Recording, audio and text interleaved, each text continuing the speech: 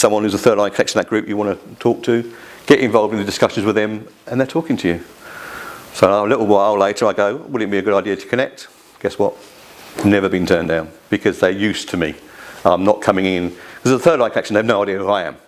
But by being in the group and discussing, they've now got happy with what I'm doing. Social proof is massively powerful, okay? We are subjected thousands of times a day without even knowing it half the time. But yeah, someone says, oh, I went to that restaurant the other day and it was really, really good. The chances are you're going to possibly look it up and go along. Recommendations on LinkedIn is something that's really, really useful. The biggest problem that we have is that we don't like asking people. We get very British and go, oh, I don't want to be rejected. Well, the thing is, you don't get rejected. I put out 8 requests a month because I want 2. I might get all 8 back, but there's 2 that I'm after. And the reason I'm after 2 is it shows 2 on here before you hit the see more button, which most people won't do. And what I'm looking for here is 2 that are current. So someone knows I'm currently getting recommended for my current work. That's what I need. And does the system automatically put the most recent? Yes, it's chronological, yeah.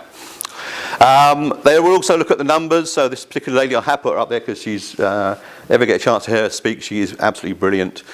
She was involved in that tsunami on Boxing Day many, many years ago and almost lost her life, and her story is very inspirational. She's got 531, which is, she's been recommended. She had no problems with asking people. And again, her last 2 are current. Flip the coin over, and this is what can happen because you're not comfortable with asking, is that this person, again I have no name this time, they've received 2010. Now anyone who doesn't know them just goes, well, they're not doing some good work at the moment, they're not getting recommended. The assumption can be made. So ask. Now when you ask someone for a recommendation, you have control over it, okay? Don't be worried. When it comes back, you can ask them to edit it if they haven't quite got it right. And you've also got the ability not to show it on your profile. So unlike a comment where it's there, you don't have to show it, okay? It will still count towards the number, but it's not seen. And I've got one that I don't show recently because they did 2 lines. I have written back to them and said, 2 lines, honestly? So yes, it needs to be nice big numbers, and it also needs to be current. So that's me. I left some time for some questions and answers at the end, and hopefully people have got some questions and answers. All right for time, Monique? Yes, there is time for questions and answers. So first of all, a big thank you to Tony for this presentation.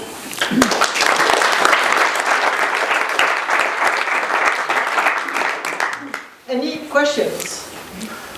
Thank you, Anik. Thank you, Tony. Is there any merit in having LinkedIn Premium, or can we achieve what we need to just by having the basic membership?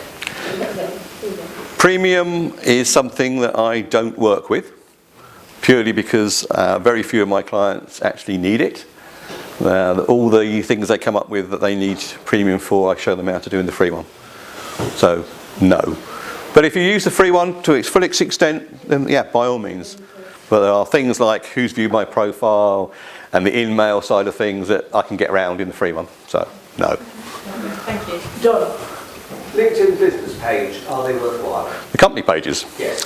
A year ago, again, I'd have gone, no, not really. It's kind of tick box exercise. Most people went on there and all they were doing was looking to see who worked there. The little box that says these people work there. And they were then gone onto their profiles and engaged with them. It's changed and it is getting stronger. It's now kind of like it's a microsite. So you have the company page. It now has some sections about news and things like that down the side, but it also has a series of sub-pages you can now create. They call them showcase pages. So you can get up to 10 showcase pages within there. So it becomes a little microsite. And of course they have all their own URLs and you can promote them. So yes, actually now the company page is better than it used to be. It's got some room to go, but I would suggest yes. If you're going to have a company page, make sure you go into it and fill everything in, create a couple of showcase pages. It doesn't take long to do. They generate URLs and then you can actually promote them. So yes, it is now. Any other question?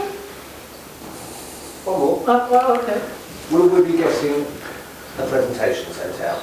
Will we get this? I don't know, Nick. Do you think they want to? Should we do that? What do you think? I think it's being filmed. You could send a link to YouTube or something. No, that's for me. But no, yes. If Nick, if you remind me, I will send the presentation out to people by all means. I have a question. Oh, sorry. I need first. I was just curious. I mean, LinkedIn is one, but are there different industries that have their own version of LinkedIn? So I appreciate LinkedIn is very broad, but I know like some people in the media industry have their own version of LinkedIn and different industries. I'm not aware of different versions of LinkedIn. No. As in, no? No. All of the 675 million people are on LinkedIn, and yeah, everyone uses it for different reasons and different ways, and there may be some rival. And people say to me, "Oh, yeah, this is all you do. Aren't you slightly worried LinkedIn's going to?" No. It's too big. It's one of the largest databases in the world. Why on earth would it go down? No. I have a question. Francis first. What's your view on using bots within LinkedIn? Don't. No, the thing with LinkedIn is they're getting more and more stringent. So things like you've got a VA that's actually somewhere abroad, shall we say. You go onto your profile, and then 10 minutes later they do in Malaysia or wherever it is. 2 different IP addresses that no way can you move from one to the other. They will close both the accounts down. Bots, they are closing the companies that produce the bots on a regular basis. So no, don't go there. Okay, I've got a question. Lady at the back first. Oh, sorry, I'm increasingly seeing, as we all are, increasingly seeing people coming through and asking to connect that I don't know. And people are using it as a marketing tool, obviously, which is great. I'm quite selective about who I connect to. Is that a good thing? Or? Absolutely. If someone sends me a connection request and they haven't personalised it, I'm almost immediately looking for the delete button. Because it takes 3-4 seconds to actually send a personalised one. It will then tell me why they want to connect.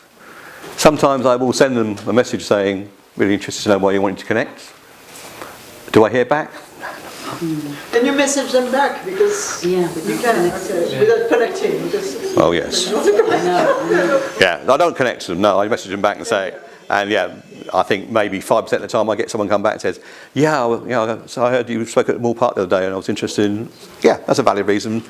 And I will always, as soon as someone connects with me, and I don't know them, but I've accepted it, I will message them directly, straight away, and give them my rules, which are, don't try and sell to me because you'll be deleted straight away.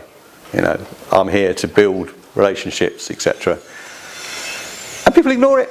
So, yeah, I cull people on a regular basis. I know it's kind of controversial, but 36 people last month were cut off. And it's easy to delete people you don't want to connect. Yeah, I mean, I've connected to them once upon a time. The thing with me is I'm very clear as to why I connect with people. I want to engage with them. I'm looking for them to become clients. I maybe want to become a client of theirs. There's a joint venture, there's a referral. There's a reason for us to have coffee and talk rather than just have a coffee and talk. So not to actually engage with me and ignore my messages for 2 months, for me is, why did you connect? Bang, you're not connected anymore, sodja. It's a business, I'm not playing. Thank you. So I'm Helen, by the way, I just connected with you. So. I will graciously accept it. Well, he's going to delete it. Yeah, if you don't talk to me soon, I'll delete you. Yes. Thank you. Thanks, Tony. It's really interesting. So are you saying quality rather than quantity? Absolutely. I mean, you can have 30,000 connections on LinkedIn. Why would you? You know, I've got about 2,700, which again probably sounds a lot. Because I've been networking for 16 years, I know 96% of them to actually shake their hands. So I don't have a problem with that. I have a few glory ones, a few famous people and things like that. Young Graham. Thank you for the young, first of all, Tony. I know you do an audit service and I've used your service and found it pretty useful. What else can you offer to manage my LinkedIn for me, if you know what I mean? Okay. Yeah, so the reason I call myself a profiler is my main product is a LinkedIn profile analysis. I produce a 12-page PDF, which I send. Graham's been involved in this, and then we sit and implement the report. What happens is that many people, even though I've spoken earlier, it's probably only 2 hours a month just to keep the bare minimum and getting it ticking over, keeping it working. People become time poor. So I have various different products that I can offer people.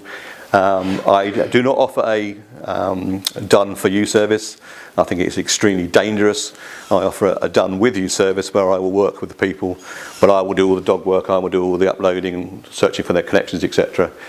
Or the simple product is I actually, for £97, I have a product you can just buy. You can buy 75 minutes of my time, and people are using that just to keep themselves up to date, because LinkedIn does move on and things change, and then they can't remember something they've got so far and they get blocked. So yeah, there's the things I can do. So I work with individuals, I work with companies. I kind of one-man band, but I'm very flexible. So I do work with larger companies. I like working with smaller companies, but at the end of the day, whatever people need. Harsh, you have a question? How can you link new business to LinkedIn? Can you link? Can you positively say that client I got through LinkedIn? Yeah. You can. Yeah, there's ways and means of doing that, but realistically, I do look at the who's viewed my profile. Now I know that some people say, I want premium, so I can look at the last 3 or 4 months worth. Irrelevant. I want to look at the last 24 hours worth. Those people that looked at my profile in the last 24 hours are key to me. So I will go on twice a day and I'll look at it. First line connections, I know you. Okay, nice, you looked at it, but there's no need to engage. Third line, I know I can't do it through here. So anyone who's a second line connection, I'm straight into their profile. I'm looking at a profile. If it's someone I want to engage with, I look at their contact information. And I then go, oh, for Christ's sake. They don't put their phone numbers on there. And again, I bet a lot of you haven't got one there. Go into the settings, ask your phone number on there. How are people meant to get hold of you?